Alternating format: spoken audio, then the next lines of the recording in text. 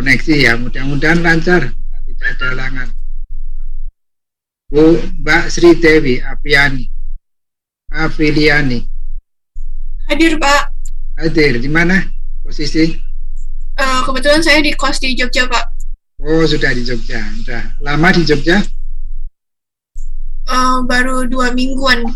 Baru 2 mingguan ya. Mudah-mudahan sehat. Bima Dwi. Halo Pak. Hadir. Di mana posisi? Di rumah Purworejo Pak. Purworejo ya. Mudah-mudahan jaringannya lancar. Ya.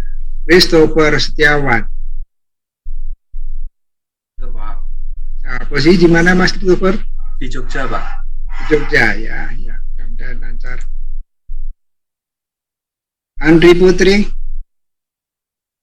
Iya Pak. Hadir. Di mana posisinya? Saya di Jogja Pak. Jogja ya. Asli Jogja? Iya Pak. Oke, baik. Saya yakin semuanya sudah siap untuk kuliah perdana hari ini. Oke. Ini materinya adalah geomatika dan SIG. Ya, geomatika dan SIG. Geomatika itu kalau di Departemen Teknik Geodesi itu kalau diambil seluruhnya ya jadi 4 tahun ya, 4 tahun karena harus diselesaikan materi geomatika dan SIG ini. Di geodesi juga ada S2 geomatika dan S3 geomatika ya. Jadi kalau mau 4 tahun tambah 2 tambah 3 tahun jadi 9 tahun. Tapi ini hanya untuk memberikan bekal bagi teman-teman teknik sipil pada saat nanti bekerja itu banyak menggunakan produk-produk yang dihasilkan oleh teman-teman geodesi, produk-produk geomatika itu nanti akan banyak digunakan. Oleh karena itu ada mata kuliah geomatika dan SIG ini ya, salah satunya memberi gambaran secara umum bagaimana produk geomatika itu dibuat dan bagaimana produk geomatika dan SIG itu dimanfaatkan untuk pekerjaan-pekerjaan teknik sipil. Ya, banyak sekali ya untuk perencanaan bendungan, perencanaan jalan, itu mau tidak mau pada pradesain maupun detail engineeringnya menggunakan produk-produk geomatika ya, utamanya peta ya. Tapi untuk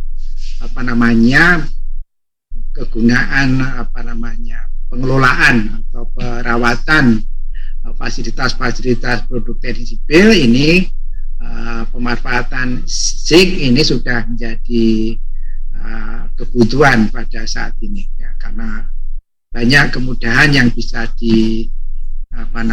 diperoleh menggunakan teknologi SIG ini. Baik, dulunya ini yang mengampu adalah Pak Jurjani dan Pak Sumaryo dan Pak Parseno, tapi Pak Sumaryo, Pak Parseno sudah pensiun dan saya diperbantukan untuk membantu Pak Jurjani memberikan materi ini bersama dengan Pak Purnama. Ya, ada 3 kelas ABC, saya dapat di kelas A ya. Materinya sama persis ya yang diberikan oleh Pak Jurjani maupun Pak Purnama. Nah, ini kalau kita bicara geomatika ini kalau melihat apa-apa yang bisa dilihat di sekitar kita, saya kasih tanda ini biar agak. Ya, ini ada kegiatan seperti ini paling mudah ditemui ya kalau ada kegiatan pembangunan atau ada kegiatan rencana pembangunan itu kalian mungkin bisa menemukan teman-teman geodesi sedang melakukan pekerjaan seperti ini. Ini adalah survei terestis melakukan pengukuran di lapangan. Kalau kalian ada yang tinggal di daerah sekitar pertambangan, ini juga ada teman-teman geodesi yang suka membantu di areal pertambangan untuk memetakan dan menghitung volume dari tambang yang ada di sana ya. Kalau dulu kita waktu SMP, SMA juga sudah biasa ya membaca peta ya di di mata pelajaran geografi itu kita disajikan bagaimana cara membaca peta. Nah, di geomatika itu sebetulnya produk utamanya adalah peta, tapi produk sampingannya adalah peta yang bisa digunakan untuk berbagai keperluan. Jadi untuk keperluan teknik sipil, baik untuk perencanaan jalan, perencanaan bendungan, perencanaan konstruksi, dan lain-lainnya. Kalau teman-teman perencanaan wilayah, ya untuk kegiatan penyusunan rencana tata ruang. Kalau teman-teman geologi biasanya ya digunakan untuk memetakan kawasan pertambangan, kawasan rencana eksplorasi, eksploitasi, dan seterusnya. Dan ini nanti akan kita lihat bagaimana peta itu dibuat ya dengan teknologi atau metode terestis atau metode fotogrametris. Kalau lokasinya itu di daerah pantai, ya, baik pantai danau maupun pantai laut, sehingga sebagiannya yang harus dipetakan adalah perairan, maka ada teknologi lain seperti teknologi survei hidrografi atau survei batimetri, sehingga untuk perencanaan pelabuhan, baik pelabuhan kapal maupun pelabuhan perikanan itu bisa direncanakan dengan baik. Nah, selain peta untuk keperluan perencanaan, nah pada saat konstruksi itu juga diperlukan teman-teman dari geodesi atau pengetahuan geomatika, ya, terutama di dalam pengendalian atau istilahnya stake out, kemudian juga pada saat memastikan bahwa konstruksi itu ditentukan atau diletakkan pada posisi yang benar. Jadi misalnya kalau membuat terowongan itu satu berjalan dari ujung yang sebelah satunya, yang satu berjalan dari ujung satunya. Bagaimana terowongan itu bisa bertemu pada titik yang sama, ya. Jangan sampai yang satu dengan yang satunya itu tidak bertemu di titik yang sama. Itu teman-teman yang menggeluti geomatika itu bisa membantu di sana. Jadi kalau teman-teman teknik sipil, mereka akan fokus di pekerjaan konstruksi, tapi untuk menempatkan posisi-posisi titik yang harus dipasang bangunan misalnya, itu yang akan membantu adalah teman-teman yang memahami untuk teknologi geomatika ini. Nah, ini yang penting bagaimana supaya pekerjaan itu bisa berjalan dengan baik sesuai dengan yang telah direncanakan. Di kontrak perkuliahan ini materi yang akan disampaikan ya utamanya geomatika, berbagai metode, dan SIG, ya, bagaimana SIG itu bisa mengelola data-data geomatika, ya, sehingga akan bisa digunakan dengan lebih mudah baik untuk keperluan analisis dan sebagainya, ya. Kemudian tujuan pembelajarannya ini harus disampaikan. Mahasiswa diharapkan dapat menjelaskan cara-cara pembuatan peta topografi skala besar. Ini kebetulan di materi yang sekarang, ya, atau kemarin juga sudah berlangsung, itu SKS-nya jadi 2, ya, sehingga tidak ada praktikum, ya. Karena tidak ada praktikum, ya, jadi nanti hanya bagaimana dijelaskan bagaimana peta itu dibuat, ya. Memahami aplikasi geomatika untuk bidang teknik sipil. Jadi produk-produk geomatika itu bagaimana bisa dimanfaatkan di kegiatan engineering, terutama untuk pekerjaan teknik sipil. Memahami penggunaan peta mulai dari membaca peta, menganalisis keruangan kalau di peta, interpretasi medan, dan seterusnya. Di poin 3 itu sangat penting karena pada saat pradesain maupun pada saat detail engineering design ini yang digunakan adalah peta ya, sehingga harus tahu persis bagaimana peta itu digunakan ya. Untuk pradesain barangkali ketelitiannya masih pada skala kecil, bisa menggunakan peta yang sudah ada ya, peta rupa bumi atau peta topografi yang lebih besar skalanya. Tapi untuk detail engineering harus dipetakan langsung di lapangan untuk skala yang besar. Nah, ini bagaimana menggunakan peta itu nanti akan dijelaskan. Memahami berbagai teknik penentuan posisi titik secara terestris maupun dengan cara satelit ya, dengan GNSS nanti juga akan disampaikan bagaimana cara menentukan posisi, karena salah satu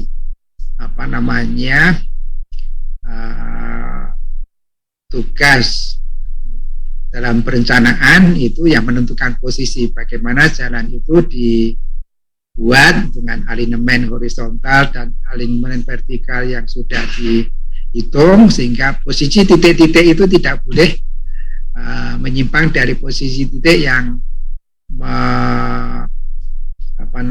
mengikuti alignment yang sudah ditentukan. Nah, penempatan atau pemasangan titik-titik di lapangan itu perlu teknologi ya, bagaimana titik yang sudah direncanakan di peta itu bisa dipasang di lapangan ya. Memahami dasar-dasar remote sensing dan manajemen data spatial dengan GIS. Nah, ada metode lain di geomatika yaitu dengan cara remote sensing, maka tidak hanya peta dapat dibuat, tapi informasi-informasi tekstualnya atau atributnya, misalnya tutupan lahan ya, apakah kawasan pertanian, kawasan pemukiman, kawasan perkebunan atau hutan dan seterusnya, itu bisa dikenali dengan cara-cara remote sensing ini. Dan SIG tentunya karena mata kuliah ada geomatika dan SIG, bagaimana SIG ini bisa bermanfaat untuk tugas-tugas teknik sipil dan lingkungan. Di semester kemarin itu kami mengajar di teknik sipil itu yang prodi baru itu, ada lingkungannya itu apa aja. Lupa namanya prodi ya. Yang kemarin bukan teknik sipil tapi teknik lingkungan ya. Oke. Dan rencana mingguannya ini sudah dibuat ya, minggu pertama apa, minggu kedua apa, minggu ketiga sampai dengan ke minggu ke-14 ya. Nanti kita akan coba sampaikan setiap minggu sesuai dengan materi yang memang sudah disiapkan ya. Ini saya lewati saja nggak apa-apa. Dan komponen penilaiannya 25% di tugas, kemudian UTS 35%, UAS 40% ya. Nanti kita lihat ya, saja tugasnya dikurangi sehingga sebagian nanti ada di UTS dan di UAS ya, nanti kita coba lihat. Referensinya yang kalian boleh baca ini ada di toko buku, gampang kalian cari ya, Ukur Tanah Pak Sambut Basuki, ini sama Press, ini di Sosial Agensi ada, kalau di Jogja itu ada Sosial Agensi, buku-buku yang mudah dicari dan harganya relatif murah. Hasanuddin ini dari ITB, penentuan posisi dengan GPS, ini juga mudah dipahami. Irvin, penyikian untuk konstruksi, ini dari ITB. Surveying untuk konstruksi ya. Surveying with construction application, ini di perpustakaan UGM ada ya, nggak harus beli. Kemudian geomatik ini di perpustakaan UGM juga ada, kalian juga tidak harus beli. Penginderaan jauh ini ada di toko buku ya, sudah dicetak di Gama Press. Purbandono Junasar, survei hidrografi, ini juga bukunya ada, bisa dicari di ini. Prasta ini SIG dasar-dasar SIG ini juga punya di toko buku ada ya. Kalau ini di perpustakaan adanya. Kalau kalian perlu tambahan bacaan buku ya nanti tinggal cari di toko buku. Enggak mahal ya, harganya di bawah 100-an ya, 100-an paling mahal. Oke. Ini aturan perkuliahan. Turun aja terlambat 15 menit, saya tadi masih masuk ya. Kuliah klasikal kita sementara masih daring. Tadi mungkin ya nanti akan direncanakan luring ya. Mungkin ya. Masih ada menunggu kebijakan UGM dan fakultas. Diskusi tugas-tugas oke. Iya. Oke ya. Ini ketat ya, tidak boleh ada di tab absen, nyontek, ngeback dan seterusnya. Ini ketat sekali ya. Oke, kita akan masuk ke materi. Dulu materinya memang survei dan mapping ya di teknik sipil itu, sehingga diajari cara pengukuran di lapangan, cara membuat peta, cara membuat peta ya dari setiap pengukuran sampai menyajikan peta. Ya, tapi karena teknologi geomatika itu tidak hanya survei mapping berkembang sangat pesat, ya ada survei GNSS, ya, handphone kalian pun sudah bisa digunakan untuk membantu pemetaan ya, meskipun pemetaan skala sangat kecil ya, tapi sudah cukup membantu baik penonton televisi maupun untuk keperluan pemetaan sederhana. Dan teknologi yang lain ya, di beberapa fasilitas itu di handphone itu ya, teman-teman yang masih muda itu sudah bisa digunakan untuk pemanfaatan untuk pemetaan bangunan ya. Jadi menggunakan handphone kemudian dipasang pakai statif, kemudian dipasang di atas kendaraan, nanti handphonenya disuruh bangunan-bangunan di sepanjang jalan, itu nanti bisa diolah menjadi peta bangunan. Saya izin pasang listrik bentar.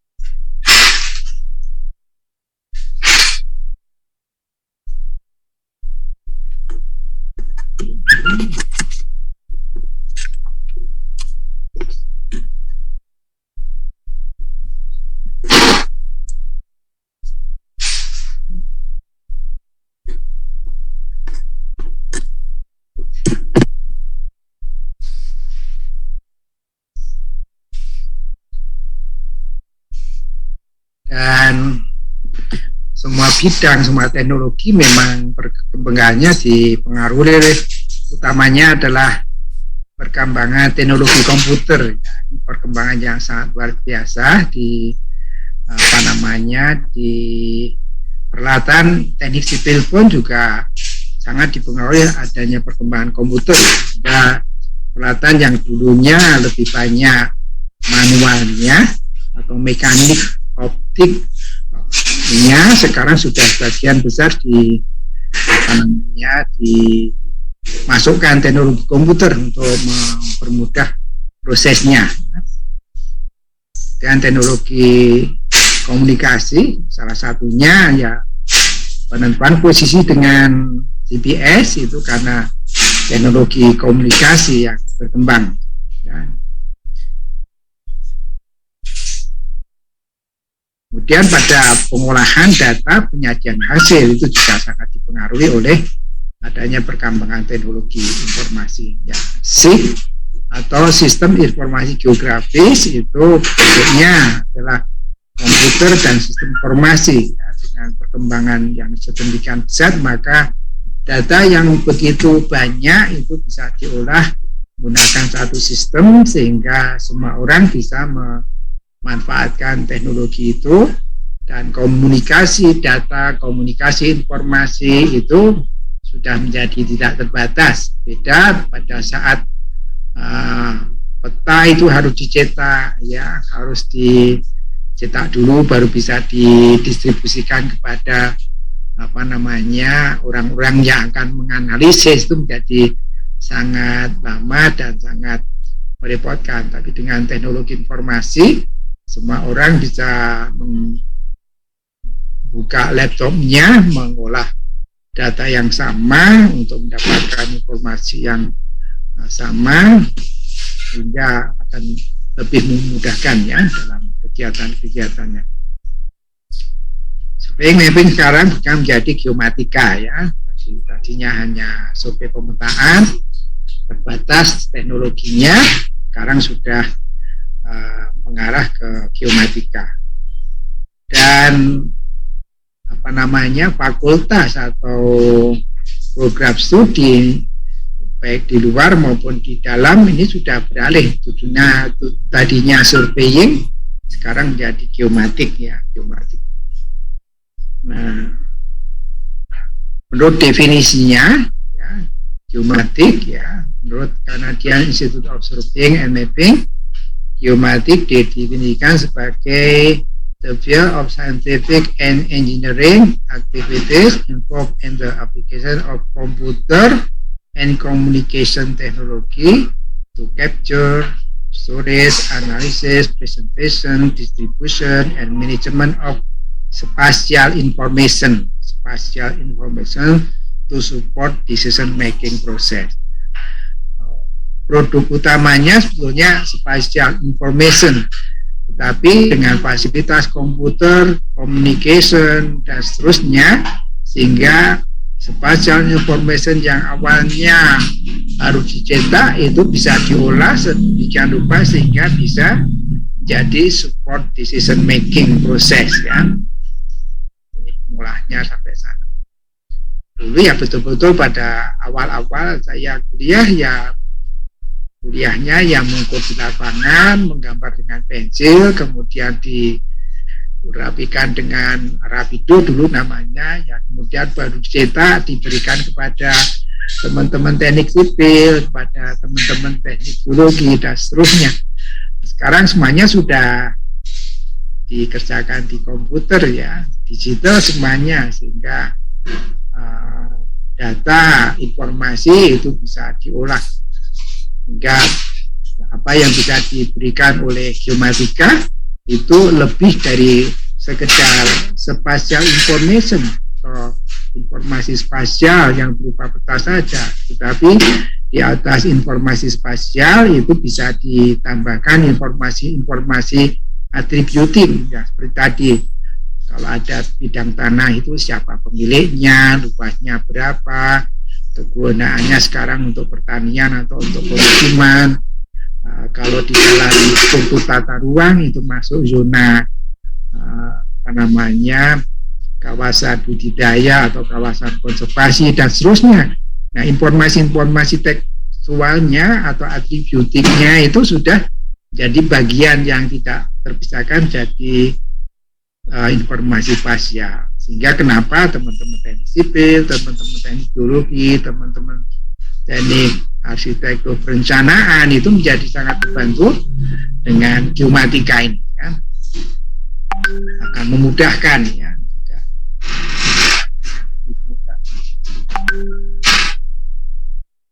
Saya lagi ketitipan cucu jadi ya ada suara-suara aneh, mohon maaf ya. Geomatika adalah sains teknologi yang tadi terjemah. Ya kalian nanti bisa baca lagi terjemahnya. Ya, kegiatan utamanya memang survei, pengumpulan data, kemudian mengolah dan menganalisisnya, presentasikan dalam bentuk peta atau dalam bentuk digital, disimpan, di-manage supaya bisa digunakan untuk berbagai keperluan, bisa distribusikan dan didukung dengan berbagai informasi lain untuk keperluan pengambilan keputusan. Kita bedakan data dan informasi. Ya, kalian juga tahu persis ini. Kalau data ya hasil suatu pengukuran itu data. Ya, kita ambil di lapangan, itu namanya data. Nah, kalau data itu sudah diproses, diolah, nanti akan menjadi informasi. Nah, informasi ini yang bisa digunakan oleh pengguna. Jadi kalau di geomatika, kami melakukan pengukuran di lapangan, dapat data jarak, data sudut, data tinggi, nanti diolah menjadi peta. Peta itu informasi. Nah, informasi itu yang bisa digunakan oleh pengguna. Kalian teknik sipil itu sebagai pengguna informasi dari data yang diolah dengan teknologi geomatika. Perbedaan proses analisis akan menghasilkan perbedaan informasi. Jadi ya tergantung ya, pada pengolahannya itu informasinya akan dibuat seperti apa. Ya. Tentu sesuai dengan kegunaan metode pengolahannya. Ya. Informasi yang dibuat atau dihasilkan itu sesuai dengan kebutuhan. Jenis analisis ada analisis statistik, kimia, ekonomi, sosial. Nah, kalau di geomatika itu analisis spasial, analisis keuangan. Ya. Kalau perencanaan jaringan irigasi ya, dari bendungan, saluran primer, sekunder, tersier. Kalau sudah masuk ke sawah itu tersier atau kuarter? Tersier ya. Sekunder itu masih non konstruktif tapi volumenya besar ya. Tapi kalau sudah yang masuk ke sawah-sawah itu tersier atau cabang-cabang nggak paham ya. Kalian yang lebih paham. Itu memerlukan analisis spasial ya. Bagaimana membawa air dari bendungan sampai ke sawah-sawah itu adalah analisis spasial. Ada luasannya yang harus diairi, ada beda tinggi dari bendungan sampai ke paling ujung dari sawah. Nanti akan diketahui bagaimana beda tinggi di saluran primernya, saluran sekundernya, saluran tersiernya, sehingga air itu bisa betul-betul sampai ke ujung sawah paling jauh ya, sesuai dengan rencana bendungan dibangun itu untuk mengawiri berapa ribu hektar sawah. Itu adalah analisis spasial. Nah, dalam geomatika untuk mempelajari hubungan fenomena yang ada di dalam ruang bumi pada umumnya dilakukan dengan analisis spasial yang saya sampaikan tadi. Oke. Ini 59, lebih banyak dari yang tadi. Ini ada chat, ini saya belum bisa baca, nanti saya bacanya nanti pas break ya. Sekalian saya minta tolong salah satu teman yang punya nomor HP saya dibuatkan grup ya, grup kelasnya A ini ya, kelas A ini tolong dibuatkan grup. Habis kuliah ini nanti materinya akan saya kirimkan lewat grup ya. Saya nggak bisa masang di Simaster, saya nggak begitu pandai untuk masuk ke Simaster. Jadi nanti tolong dibuatkan dan materinya ini nanti setelah kuliah akan saya kirim ke grup itu.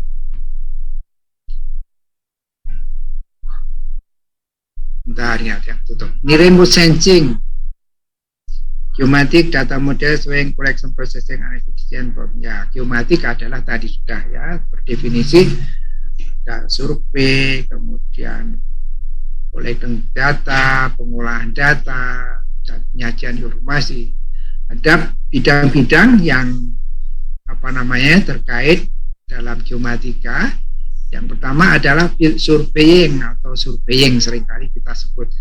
Jadi kalau kalian melihat ada orang ngeker-ngeker di jalan itu namanya field surveying ya, survey mapping. Peralatannya biasanya ada theodolit, ada EDM, ada waterpass gitu ya. Kemudian yang digital ada total station ya. Ya, untuk menggantikan beberapa fungsi ini didigitalkan, maksudnya itu menggunakan total station ya. Kemudian ada GNSS ya, ada receiver GPS. Ini adalah field surveying ya. Ini untuk collecting data, ya, collecting data, positioning, jarak, sudut, posisi yang nantinya bisa dihitung dan diolah sehingga akan dihasilkan peta ya dengan proses. Sekarang baik yang non digital sebetulnya sekarang tinggal untuk praktikum saja kalau di kampus ya. Kampus ini hanya untuk pengetahuan dasar ya. Kalau di praktikum lanjut sudah menggunakan total station dan GNSS ini, sehingga semuanya hasil pengukuran itu bisa langsung di download dan diakses menggunakan aplikasi yang sudah didesain sedemikian rupa ya. Aplikasi ini memang bawaan dari peralatan yang dijual ya, sehingga dengan aplikasi itu kemudian bisa dihasilkan peta. Peta bisa disimpan, bisa dikirim melalui electronic data transfer ya, sehingga teman-teman kita yang sedang melakukan survei di Papua, di Kalimantan, itu data tidak harus dibawa pulang ke Jakarta dulu atau ke Jogja dulu untuk diolah, tapi bisa langsung dikirim dari lokasi, dibawa ke lab-nya ya di Jakarta atau Jogja, hingga prosesnya dari sana. Dan bisa dicetak dengan digital plotter ya, atau bisa diolah secara interaktif menggunakan komputer dengan high resolution graphic screen ya, biasa digunakan terutama untuk mengolah data citra ya, pemotretan ya dari satelit dan seterusnya, itu menggunakan high resolution graphic screen ini. Bisa juga dicetak menggunakan raster plotting. Digital plotter ini biasanya warnanya vektor, jadi kalau membuat peta itu ya garis-garisnya tampak ya. Peta garisnya itu tampak, jalan, batas sawah ya, saluran berupa garis, tapi juga bisa dalam bentuk format raster ya. Format raster itu garis kolom itu. Ya, kemudian selain field surveying ada remote sensing. Jadi tidak mengukur di lapangan, tapi data itu dipotret di udara ya, baik menggunakan drone, menggunakan pesawat udara atau menggunakan satelit ya, dengan pemotretan udara, dengan satelit imagery atau dengan fasilitas-fasilitas airborne lainnya ya. Ini juga ada dua macam sensor, yaitu sensor pasif, itu kamera yang kita punya seperti yang kamera handphone, ini sensor pasif ya. Jadi objek-objek yang kena cahaya matahari saja yang bisa direkam di sensor pasif. Tapi juga ada teknologi sensor aktif. Jadi pada malam hari, pada saat hujan, tertutup awan pun objek di permukaan bumi bisa dipetakan ya. Kemudian untuk komunikasinya bisa menggunakan digitizing dan digital scanning ya. Jadi kalau kita punya data terdahulu, misalnya peta yang masih ingin digunakan, formatnya masih hard copy, cetakan, tapi memang betul-betul akan dimanfaatkan ya, misalnya untuk perencanaan prarencana jalan di daerah luar sana, di daerah luar Jawa yang kebetulan misalnya ada peta topografi produk Belanda yang masih bisa dimanfaatkan. Produk peta topografi buatan Belanda itu ya masih banyak bisa digunakan ya. Saya nggak tahu teknologinya seperti apa, tapi kualitasnya memang sangat-sangat bagus ya. Sehingga beberapa daerah yang belum terpetakan itu bisa memanfaatkan peta tersebut. Nah, peta itu dalam bentuk hard copy, cetakan ya, yang menyimpan biasanya Jabatan Topografi Angkatan Darat. Jadi kalau kita melakukan survei di daerah yang kebetulan belum ada petanya, di Bako-Surtana, di PIG belum terpetakan, kita bisa mendatangi Jabatan Topografi Angkatan Darat untuk meminta kopi ya, minta kopinya. Nah, kalau statusnya seperti itu bisa dilakukan digital scanning ya, banyak warung cetak itu yang mempunyai digital scanning format peta, format besar, atau juga bisa digitizing dari menggunakan alat digitizer, yaitu digitnya ya vektor, garis-garisnya digigit sesuai dengan garis yang ada. Kemudian semuanya diolah menggunakan fasilitas komputer. Yang sekarang memang teknologi ini yang sangat membantu ya. Di teknik sipil pun semua pekerjaan banyak yang kemudian diperoleh dengan adanya aplikasi-aplikasi yang ada di dalam komputer.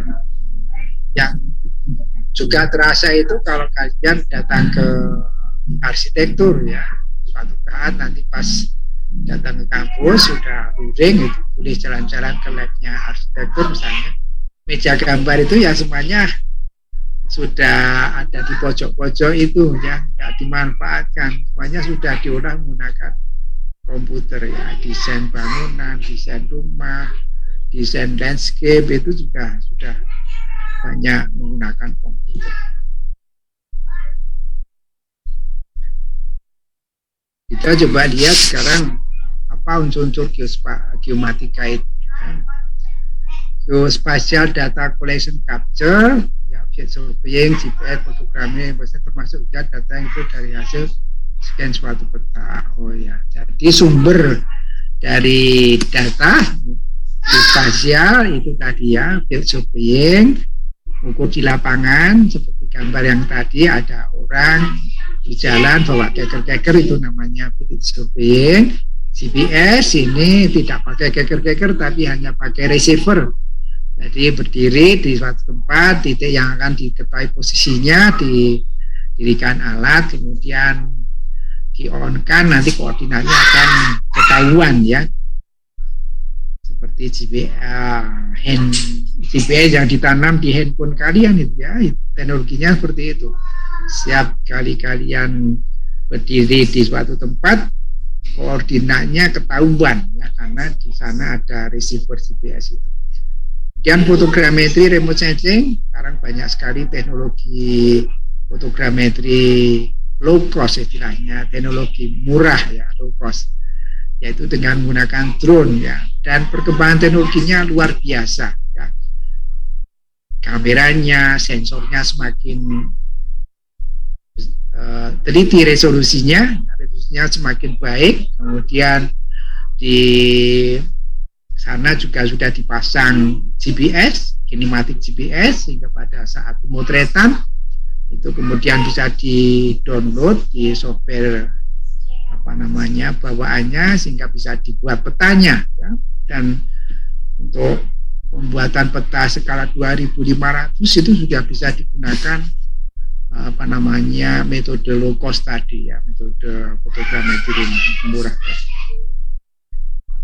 Kemudian geospatial data management and representation data planning dikerjakan menggunakan komputer dengan berbagai aplikasinya ya. Ada aplikasi GIS, aplikasi CAD map, ini ada CAD sipil, CAD yang untuk map, CAD sipil. Ini kalian, ini yang banyak menggunakan memang teman-teman geodesi ya, tapi kalian nanti pada saat mendapatkan informasi produk geomatika, pada saat untuk merencanakan desain jalan, desain bendungan, ini kalian juga akan menggunakan software-software ini ya. Dan ada digital fotogrametri ya, untuk memproses hasil pemotretan udara ya. Ada ini juga kalian bisa download ya, ini ada beberapa software yang memang dibuka, boleh digunakan oleh siapa saja yang punya drone, dan ini juga sudah lumayan powerful ya, yang ada di sana. Memang ada produk digital fotogrametri yang memang untuk kegiatan produksi peta standar itu memang sangat mahal ya, softwarenya betul-betul workstation-nya sangat mahal ya. Di kampus juga hanya punya satu. Kemudian ada image analysis, ini biasanya menjadi bagian dalam digital fotogrametri ya. Kemudian ada relational database management, ini yang dibawa di GIS ini, aplikasi ini itu yang ada di dalam aplikasi GIS ini. Jadi untuk pengambilan datanya, teknologinya sudah ada, surveying, GPS, fotogrametri. Untuk pengolahan datanya juga sudah tersedia, ya. Analisis data, presentasinya itu juga sudah ada. Ada aplikasi GIS, ada CAD-map, CAD sipil, digital fotogrametri, dan lain-lain. Ini hampir sebagian aplikasi ini terbuka bebas ya, di internet ya. Teman-teman geodesi mahasiswa itu sudah pada, atau kalian saya yakin untuk aplikasi-aplikasi yang digunakan di teknik sipil juga sudah pinter cari sendiri di internet ya. Saya ini sudah dosen tua jadi nggak suka main-main dengan kayak gini. Kalau dosen-dosen muda ya masih tekun untuk belajar itu. Oke. Geomatik itu memang utamanya ada kegiatan pengudara atau pengukuran, kemudian ada visualisasi dan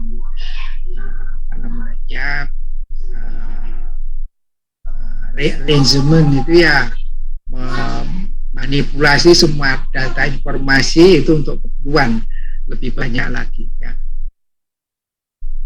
Dan di tugas pengukuran atau pengumpulan data itu ada surveying engineering kalian ya, yang ada theodolit atau total system yang bisa dilihat di lapangan, ada fotogrametrik, ada pesawat udara, satelit dan seterusnya. Kemudian ada positioning menggunakan satelit ya, GPS yang ada di handphone kalian salah satu contohnya. Jam itu juga sudah ada ya, smartwatch itu juga ditanami GPS ya, sehingga kalian berjalan kaki berapa langkah pun oleh jam sudah bisa dideteksi. Naik tangga ke lantai 1 itu pun juga oleh jam kalian sudah bisa dideteksi. Itu ada karena teknologi GNSS ini, teknologi satelit ini. Kemudian ada proses analisis menggunakan aplikasi-aplikasi yang sudah dibuat dalam komputer. Tujuannya untuk visualisasi ya, dalam bentuk peta, baik peta yang bisa dicetak atau peta yang disajikan dalam bentuk digital di sana untuk keperluan pengolahan GIS. Ya. Hasil dari pengolahan GIS ini adalah untuk berbagai penggunaan, untuk land management ya, karena peta berkaitan dengan permukaan tanah sehingga ada manajemen pertanahannya, sehingga kalau orang planologi ya bisa membuat rencana tata ruang ya, kalau teman-teman teknik sipil bisa membuat rencana irigasi ya, di atas peta yang sudah dibuat ya, dari saluran primer sampai ke persawahan yang akan diairi itu bisa diolah dengan, kalau ada banjir misalnya, ada data banjir yang bisa dipetakan, teman-teman teknik sipil juga sudah bisa menentukan batas-batas wilayah mana yang akan kena banjir ya, kalau perhitungan berdasarkan parameter-parameter yang ada bisa dihitung volume banjirnya seperti apa, sehingga nanti akan bisa dihitung daerah-daerah mana yang akan terdampak banjir, sehingga bisa dideteksi ya, diberikan peringatan ya, pada banjir dengan curah hujan sekian, maka kawasan itu akan terendam sampai sekian sentimeter barangkali. Itu teman-teman sipil akan bisa memanfaatkan perangkat GIS itu untuk memberitahu pada masyarakat ya, di mana saja yang akan terendam banjir jika curah hujannya sekian. Ini adalah ya, garis besar geomatika, yaitu ada pengumpulan data, pengolahan data, visualisasi, dan rearrangement ya, menggunakan GIS, manajemen datanya.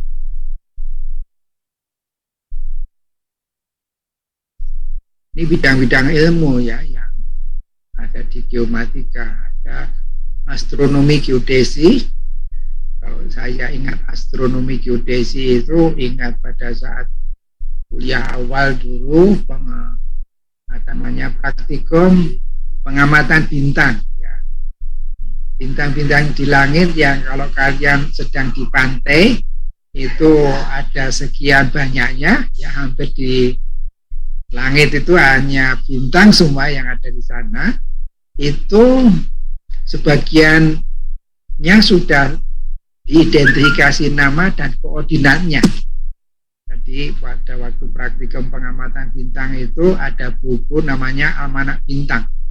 Buku Almanak Bintang itu kira-kira tebalnya 300 halaman dan masing-masing halaman itu kalau tidak salah ada 60 bintang yang sudah ada namanya, sudah ada koordinatnya.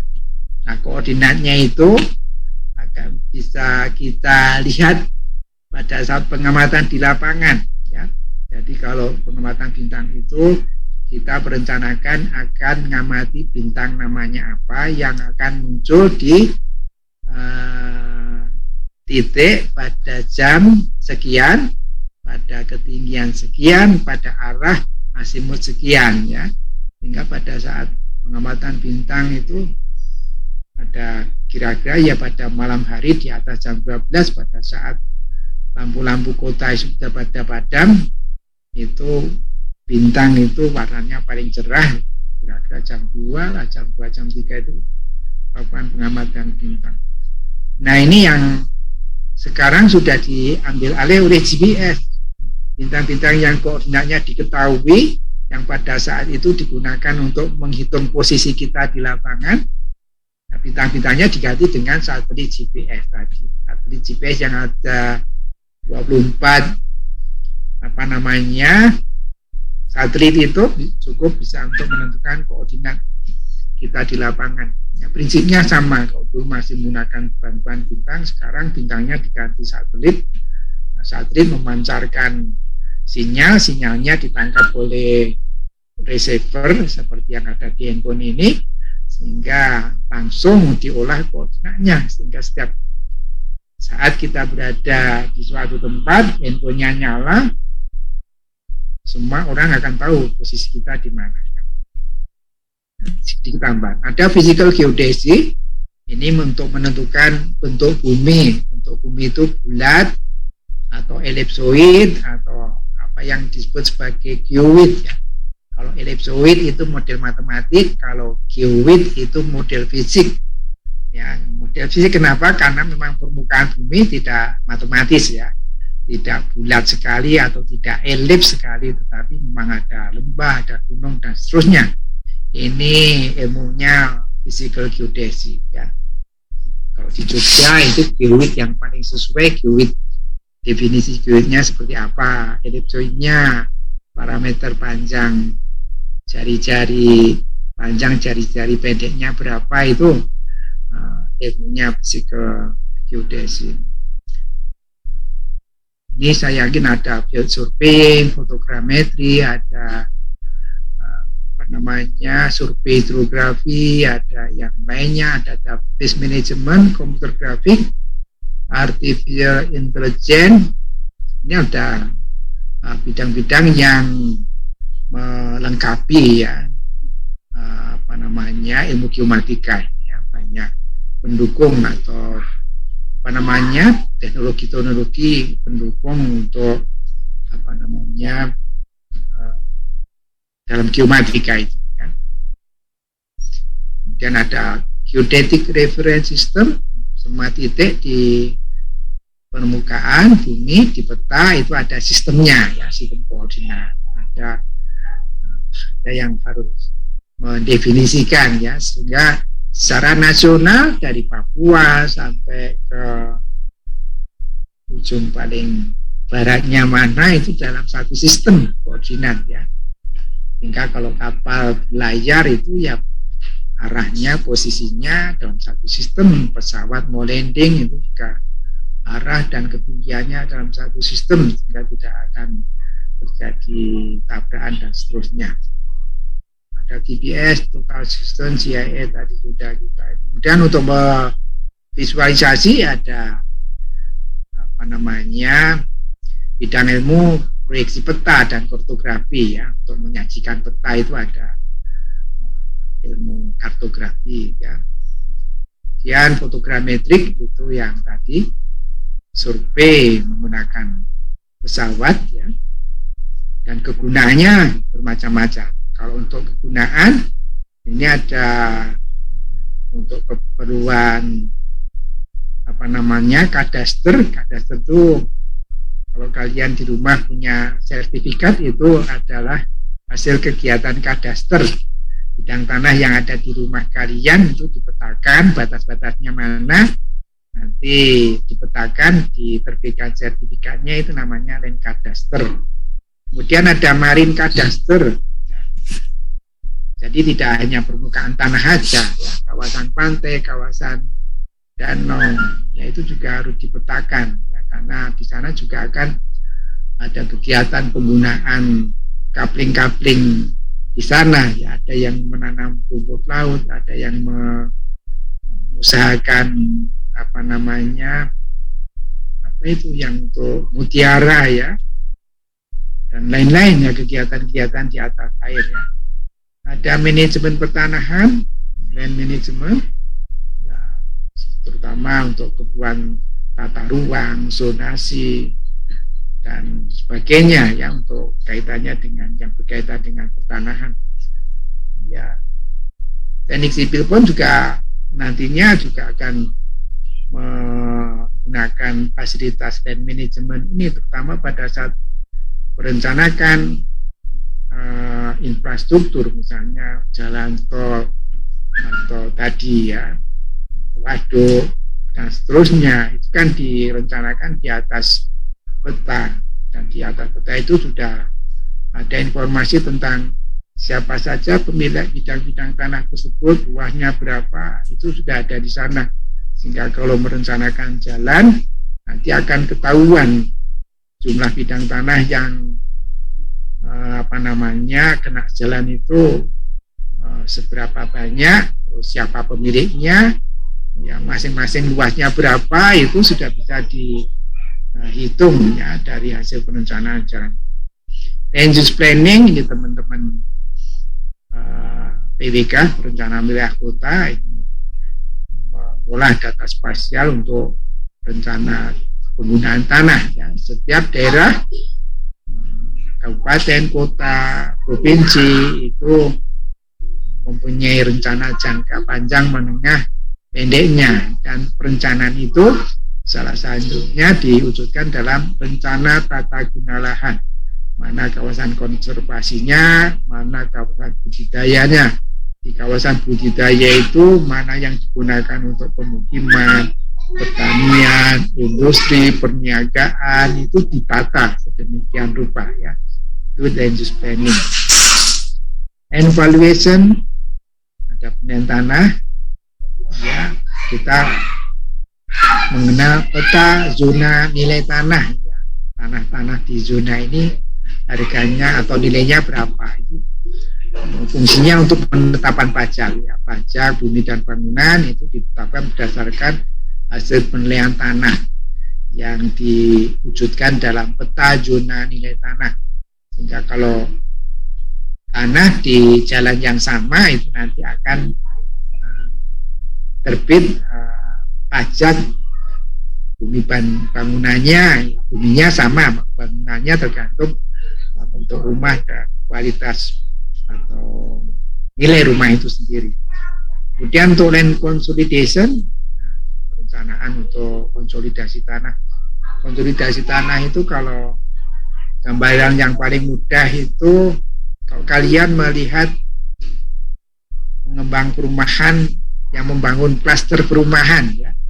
Di klaster perumahan itu ada rumah-rumahnya, ada tempat usahanya, ada taman-tamannya, ada fasilitas ibadah, fasilitas pendidikan, ya misalnya Kota Mandiri, Bumi, Serpong, Damai misalnya, atau klaster yang lebih kecil lagi yang melibatkannya beberapa rumah, itu produk dan konsolidasi dari tanah yang tadinya bentuknya tidak karuan, ada beberapa bidang, kemudian dibeli oleh pengembang, ditata sehingga bisa disusun ya tata ruang yang lebih baik lagi ya.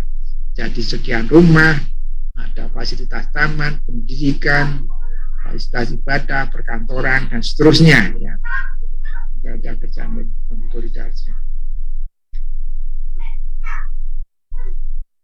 Kemudian data spasial yang untuk manajemen di bidang teknik sipil ya, untuk spatial planning, geologi, geofisik, kegunaan data spasial itu digunakan untuk berbagai kebutuhan ya, untuk civil engineering, untuk planning, untuk geologi, geofisik, geografi, pertanian, kehutanan, lingkungan, ekonomi, transportasi, manajemen bencana dan seterusnya ya.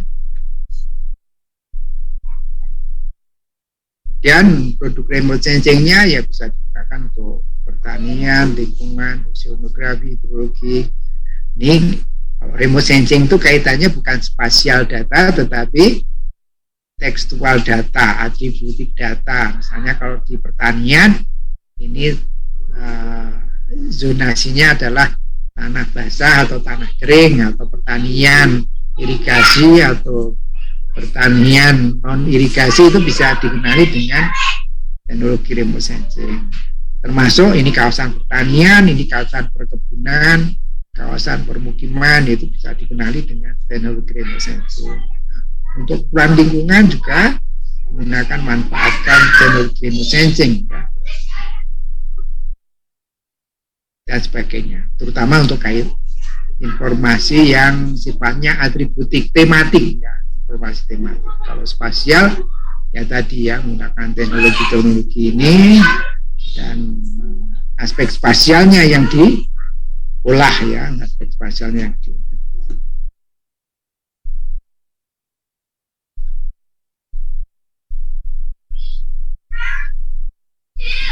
Geomantika merupakan bagian dari ilmu geodesi.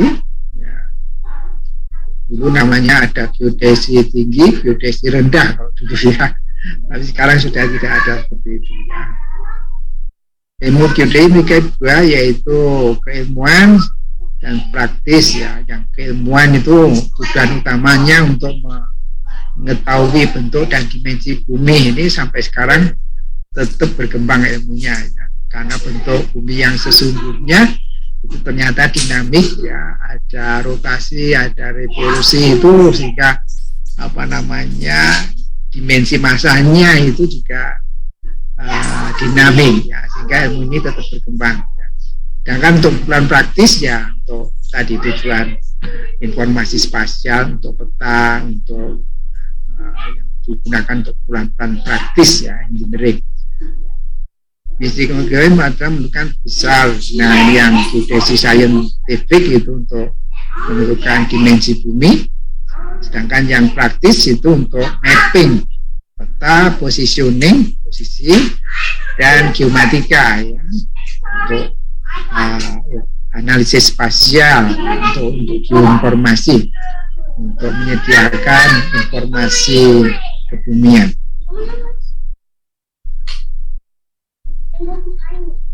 Nah, geomatik itu merupakan bagian dari ilmu geodeksi praktis. Untuk disiplin non-teknik geodesi lebih menekankan pada penggunaan geomatik. Jadi, kenapa mata kuliahnya geomatika ya? Ini lebih banyak digunakan untuk kegiatan aplikasi di disiplin non geodesi ya. Geodesi asalnya harus penentuan dimensi bumi tadi.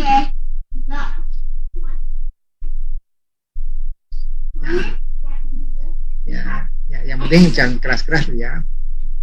Ya. Apakah berkaitan dengan itu dan geodesi geomatika? Ya, dalam kegiatan teknik sipil ini ada beberapa hal yang diperlukan. Salah satunya peta. Nah, untuk pradesain maupun desain itu menggunakan peta. Pradesain bisa menggunakan peta yang ada, peta skala kecil, tapi begitu desain itu harus melakukan pemetaan, ya. Melakukan pemetaan di lapangan. Kemudian positioning ini juga diperlukan di teknik sipil, ya. Misalnya untuk stake out titik-titik bencana itu bukan positioning. Kemudian analisis keuangan, ya, spasial analisis. Seperti tingkat perencanaan jaringan irigasi ini memerlukan analisis keuangan, ya. Bagaimana waduk yang dibuat itu bisa mengairi sawah yang sudah diperhitungkan sebelumnya, berapa sawah yang bisa diairi, berapa ribu hektar, bagaimana membawa air dari waduk itu bisa sampai ke sawah paling ujung, ya, dengan beda tinggi yang ada. Ini analisis keuangan, analisis spasial. Dan dengan dilengkapi berbagai informasi, ya, bisa digunakan sebagai decision support system, ya. Jadi tidak hanya spasialnya saja, tapi informasi non spasialnya sudah bisa dimasukkan di sana, yaitu dengan memanfaatkan teknologi GIS, ya, sistem informasi geografi.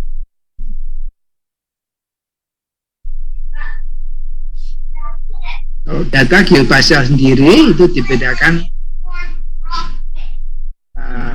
jadi 3, yaitu data planimetri, posisi horizontal, XY itu data planimetri, ya. Kalau kita tahu posisi ini relatif terhadap posisi satunya, itu adalah posisi horizontal, ya.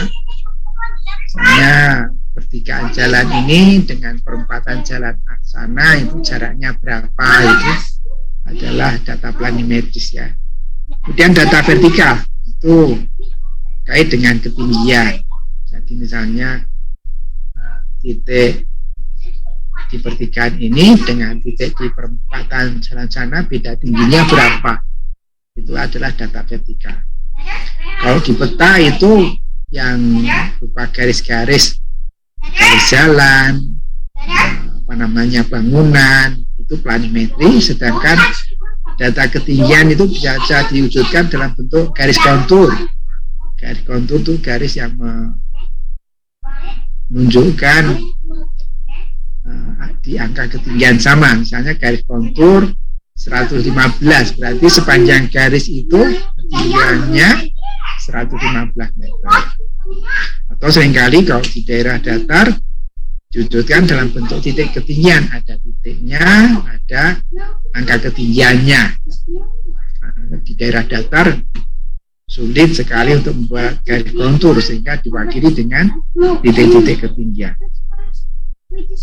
Kemudian ada data atribut tadi, ya. Data atribut itu sebetulnya data non spasial, data atributik atau data tematik yang diperoleh dari tadi, ya, dari remote sensing.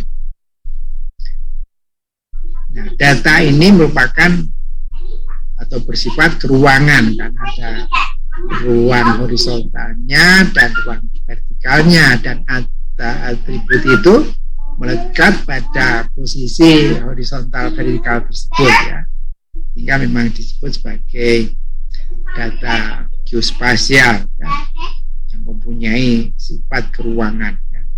Sehingga kenapa bisa dilakukan analisis spasial, ya, untuk menghasilkan informasi-informasi yang diperlukan untuk kegunaan-kegunaan tertentu.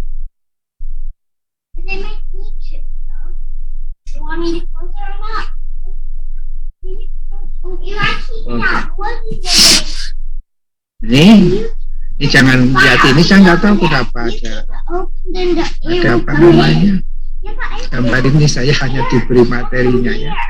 Ini yang penting ya dilihat ini aja. Ini, ya, survei telestes itu ada alat untuk membaca, ya, ini yang namanya rambu, ini namanya teodolit, ya. ini bisa digunakan untuk membaca target ini, sehingga sudutnya bisa dibaca, jaraknya bisa dibaca, beda tingginya bisa dibaca dari dua alat ini ya.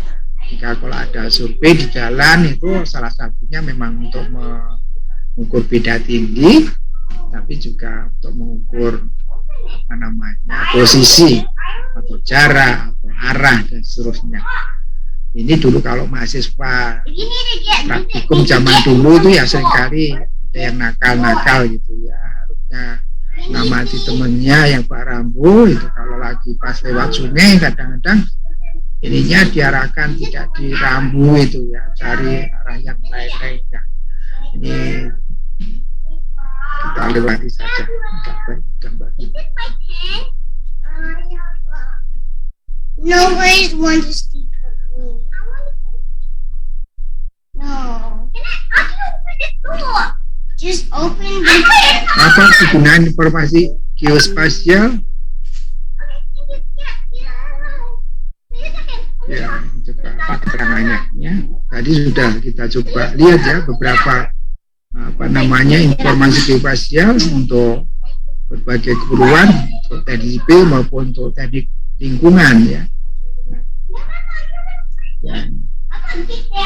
Ini beberapa produk geospasial yang bisa dimanfaatkan.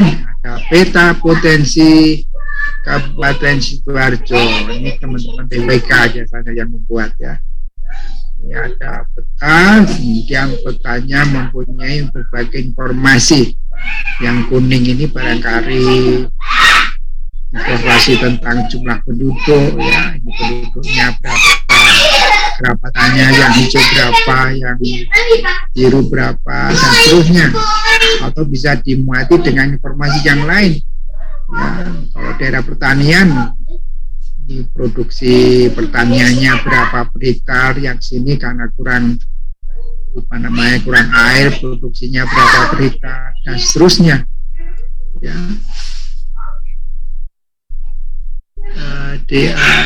Ini dapil 1, dapil 2, dapil 3, daerah pemilihan ya. Dapil 1 itu 1 sampai 25, dapil 2 sampai 25 ya, tergantung. Kok GIS itu memang bisa dimanfaatkan untuk berbagai keperluan ya. Basisnya peta atau data spasial, informasi temanya bisa diisi dengan berbagai keperluan.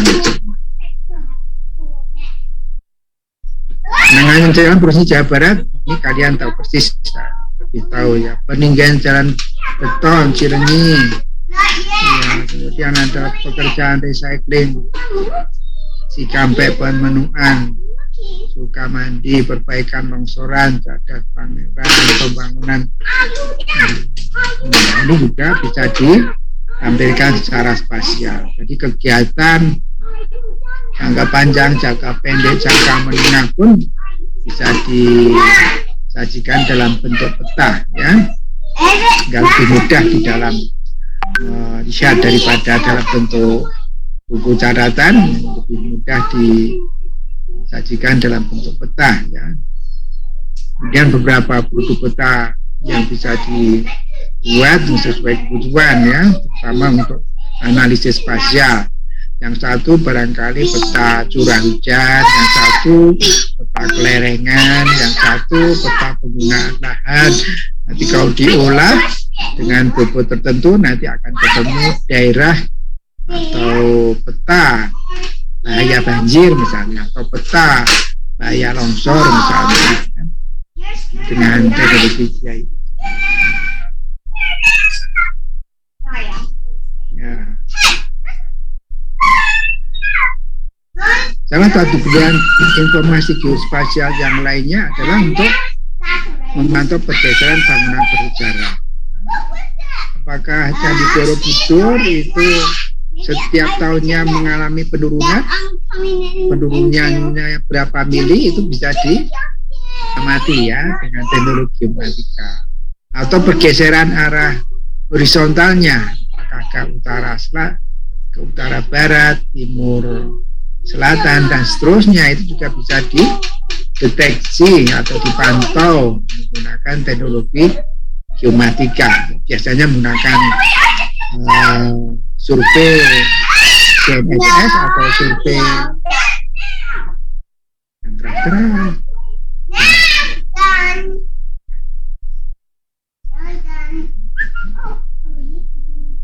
Ya, dengan teknologi GNSS pergeseran bangunan arah vertikal, horizontal itu bisa diketahui.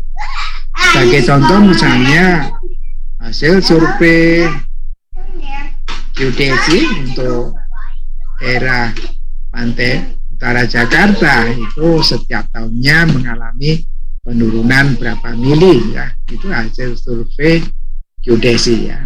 Daerah pantai utara Jawa itu juga mengalami penurunan yang misalnya daerah Demak, ya daerah-daerah pantai itu berapa penurunannya itu bisa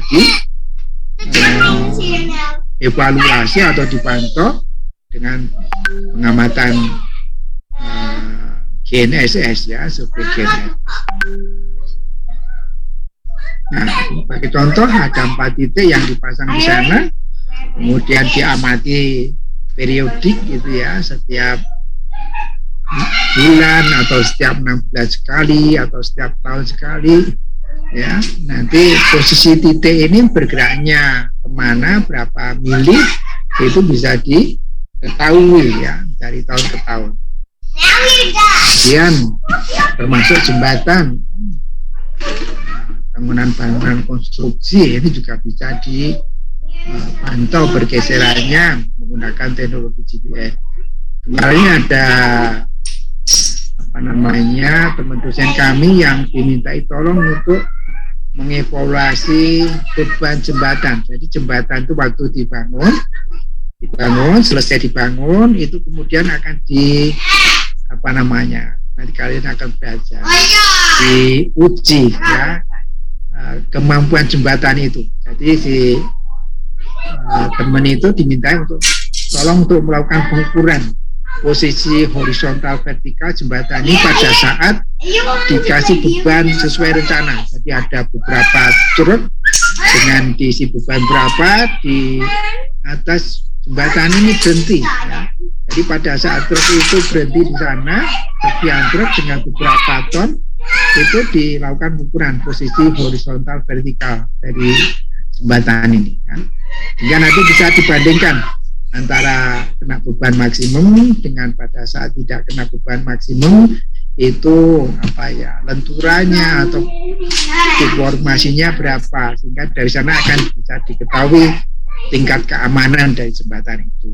Atau kalau nanti akan digunakan untuk lewat itu akan dibatasi tonase yang boleh lewat dan sebagainya. Itu kalian yang lebih banyak belajar untuk menghitung kekuatan jembatan. Jadi ya sebelum baru tahu saja kemarin kenapa jembatan harus diuji kekuatannya sebelum dibuka untuk untuk lalu lintas. Kemudian juga bisa digunakan untuk penentuan batas ya. Teknologi geomatika itu bisa digunakan untuk presentasi batas wilayah ya. Batas wilayah itu ada zona-zona seperti ini ya.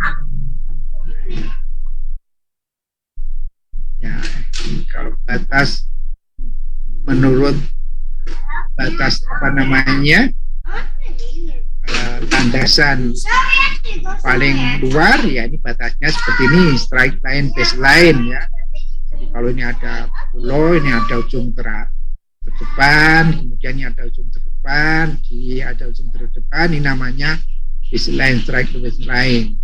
Tapi kemudian juga ada batasan internasional yang mengatakan bahwa wilayah suatu negara itu ada jarak ya, sekian jarak. Zona ekonomi eksklusifnya itu berapa mil laut ya dari batas strike line ini ya, nggak bisa diketahui batasnya di mana.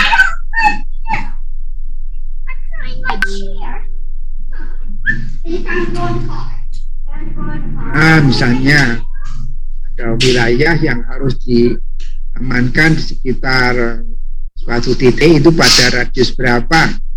Misalnya ini titik Puncak Merapi ya, kemudian radius awan panas itu berapa kilometer kan bisa dibuat dengan teknologi GIS sangat mudah sekali ya, sehingga tahu bisa diketahui lokasi yang terdampak itu sejauh mana, sehingga mereka yang tinggal di sini pada saat ada erupsi Merapi harus segera meninggalkan tempatnya ya untuk keamanan.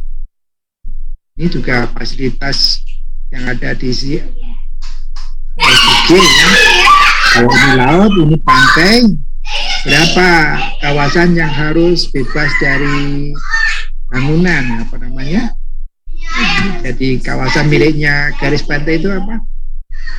Kalau sungai juga kiri kanan itu juga miliknya sungai itu ya. Ada istilahnya ya. Itu bisa dengan GIS mudah sekali untuk dipresentasikan ya. Kan kalau ada posisi tertentu, kemudian ada apa namanya radius yang harus dibatasi untuk apa gitu, juga dengan mudahnya menggunakan fasilitas SIG itu ya. Kawasan apa kalau sekitar sungai dan pantai itu namanya kawasan apa yang tidak boleh di bangun bangunan, tidak boleh untuk kegiatan lain kecuali memang itu disediakan untuk fasilitasnya pantai dan sungai. Ini masuk kawasan konservasi, tapi namanya apa ya? Sempadan ya, sempadan sungai, sempadan pantai itu kan di Undang-Undang Tata Ruang ada. Sempadan sungai itu berapa meter kiri kanan, sempadan pantai itu berapa meter dari garis pantai. Ya, sehingga untuk mengawasi kegiatan pembangunan atau bangunan liar ya bisa dibuatkan apa namanya analisis spasial ini, nanti akan ketahuan. Masuk ke danau ada sempadan danau ini juga ada. Kan itu bisa diolah. Oh ini ya kemarin ya ada kawasan rawan bencana ya, ada ring 1, ring 2, ring sekian, di mana kalau ring 1 itu pada saat erupsi harus betul-betul kosong. Ring 2 seperti apa ya, ring yang hijau ini akan seperti apa ya, kan ini teknologi GIS ya.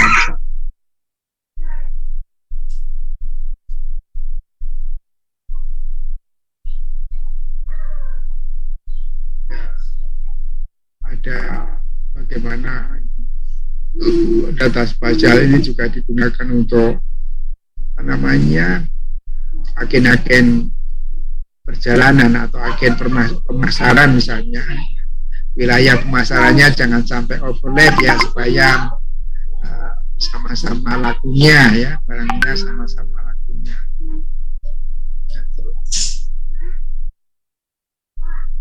Ini titik-titik apa ini cocok bisa ditambahkan. Oh ya, kalau kalian sudah pandai-pandai ya memasang tempat kos di sini pun kalian bisa memasang posisi titik rumah kalian di sana, itu juga bisa di.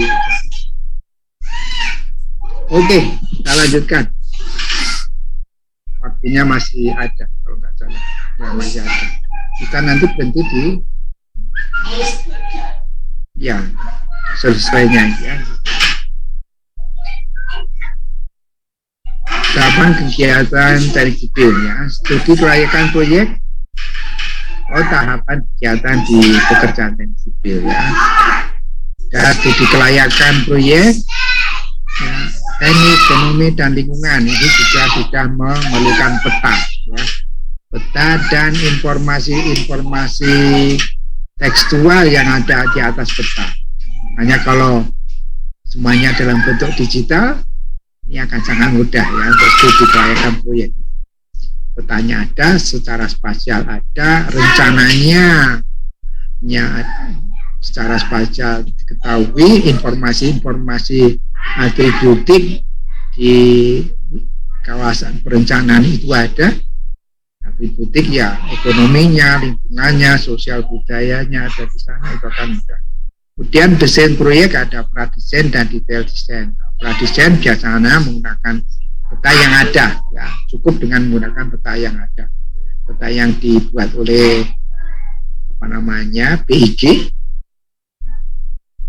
atau peta yang ada, ya peta yang ada di Bapeda barangkali sudah ada, itu cukup untuk pradesain. Tapi begitu detail desain ini nanti akan pengukuran pemetaan, ya di rencana di pradesain ini dipetakan di lapangan baik dengan fotogrametri atau dengan terestri, dengan survei GPS dan seterusnya. Ini kebetulan detail desain.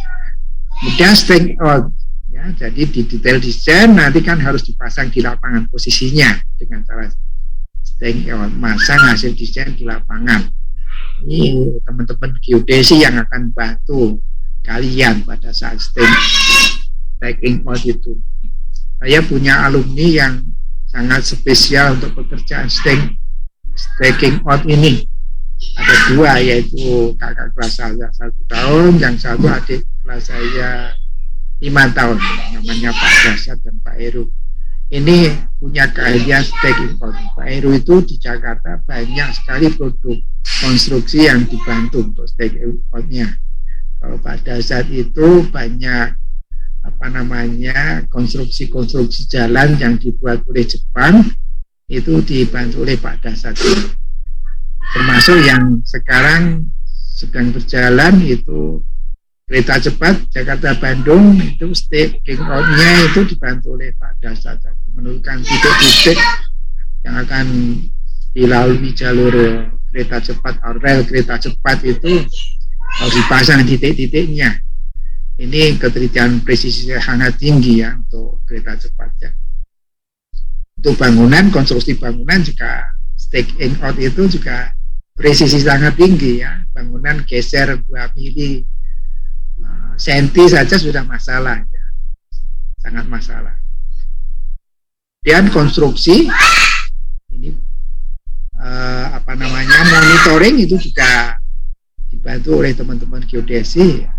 Misalnya pasang lantai dasar, kemudian masuk di lantai 1 kolom-kolom, ya, itu juga dipantau atau dibantu oleh teman-teman geodesi untuk proses konstruksinya. Monitoring proyek ini juga dibantu, kegiatan teknik sipil yang dibantu oleh teman-teman dari geomatika. Nah, semua tahapan kegiatan tersebut pasti memerlukan data informasi geospasial, sehingga kenapa ada mata kuliah ini supaya teman-teman teknik sipil tahu persis kalau dalam studi proyek sebetulnya petanya bisa diperoleh dari mana dan cukup dengan skala berapa, ya. Dan kalau harus desain, siapa yang harus melakukan pemetaan, ya, ketelitiannya berapa, alat-alatnya apa, ya, sehingga bisa digunakan untuk detail desain. Nah, pada saat detail desain sudah buat di atas peta, siapa yang bisa menanam di lapangan, menentukan tetap titik-titiknya, mematoknya di lapangan itu siapa, bagaimana caranya, dan alatnya apa, sehingga apa yang direncanakan di peta itu betul-betul dipasang di lapangan sesuai dengan rencana. Proses konstruksi dari tahap ke tahap itu juga harus dievaluasi, diamati, diukur apa posisinya, ketinggiannya itu tepat, ya, dan monitoring proyek, ya. Itu bagian akhirnya tadi. Jelaskan pengetahuan geomatika, apa bedanya dengan teknologi konvensional surveying. Tadi sudah kita singgung, ya, geomatika dan surveying itu apa, ya. Kalian coba baca-baca dan coba jelaskan dari apa yang sudah saya sampaikan tadi. Kan kaitan geomatika dengan kegiatan teknik sipil, kalian mungkin baru belajar awal, tapi saya yakin sudah punya gambaran, ya. Teknik sipil itu pekerjaannya apa saja, untuk pekerjaan ini apa bisa dilakukan sendiri, apa harus minta tolong oleh teman-teman geomatika, ya. Sudah bisa membayangkan apa bedanya data informasi tadi sudah ada, sebutkan unsur geomatika tadi juga sudah ada, sebutkan tahapan kegiatan proyek teknik sipil dan berikan contoh. Nah, karena tadi ada bagian penilaian tugas ya, ini supaya sebagai awal sebagai awal sehingga sejauh mana kalian memahami boleh dituliskan di sini. Jadi ini tolong dikumpulkan saja ya, jawaban 1 sampai 5 sebatas yang kalian tahu saja nggak apa-apa, karena ini baru akan mulai dan kalian juga baru mau mengikuti mata kuliah di teknik sipil. Paling tidak pada saat mau masuk di teknik sipil, memilih prodi teknik sipil, sudah mulai membayangkan kalau pekerjaan di teknik sipil itu membutuhkan produk jasa lain yang mendukung ya kegiatan-kegiatan teknik sipil. Nah, coba ini nanti dikumpulkan kalau sudah BPA-nya kita dibuatkan ya, nanti saya beri instruksi untuk mengumpulkan tugasnya. Kalau nggak salah ini hampir selesai ya. Diskusi kelompoknya ini bukan tidak ada tatap muka ya.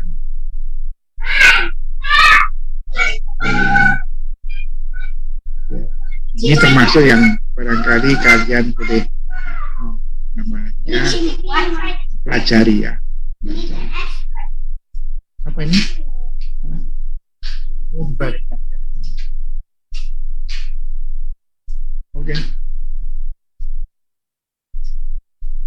Oke, dan ya untuk pengenalan pertama kali ini saya kira cukup ya, cukup. Nanti kalau ada pertanyaan bisa disampaikan, sebetulnya bisa disampaikan pada saat